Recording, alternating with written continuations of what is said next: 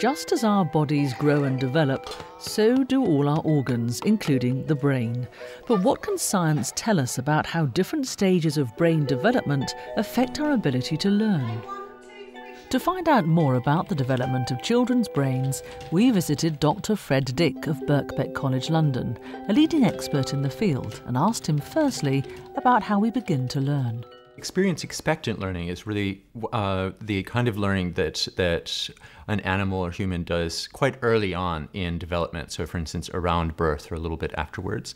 And this is a development that is relying upon features in the environment that you can reliably encounter. So, for instance, you'll hear lots of different auditory frequencies, you'll get visual input, you'll get light input.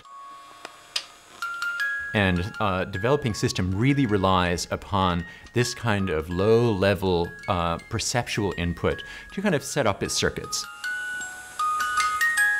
Experience-dependent development, which is really what we think of as being most of the human experience, particularly in the school age, is really the kind of learning that you do every day and that reflects your experiences and actions as an individual. So you frame a shot with the back one, get your composition. Oh, okay. And the front one you focus with, and when it beeps it's in focus. So it's setting up changes in synapses, the connections in brains, that are allowing you to learn specific things about the world. And this is really where we start to build up the scaffolding of knowledge that allows us to do many complex skills. So we know that there are sensitive periods when experience shapes the development of the brain. Educationalists have argued that this has implications for the age at which certain subjects are introduced into the curriculum, suggesting, for instance, that it's better to start teaching foreign languages in primary schools rather than waiting for secondary.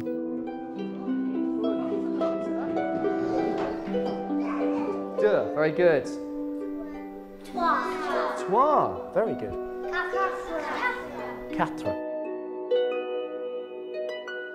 It is also argued that activities involving motor skills are easier to learn at a younger age.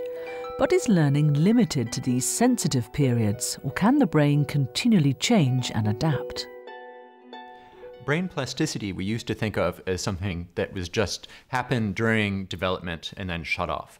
But in fact, what we know now is that brain plasticity is really perhaps the fundamental organizing principle in brain function. We see plasticity at every level of brain function happening throughout life up until your dying day. A study in 2004 demonstrated the ability of the brain to change with learning by showing that adults new to juggling experienced significant expansion in an area of the brain associated with visual processing after just a 3-month training period. So regardless of our age, our brains can continue to change and develop in response to our experiences.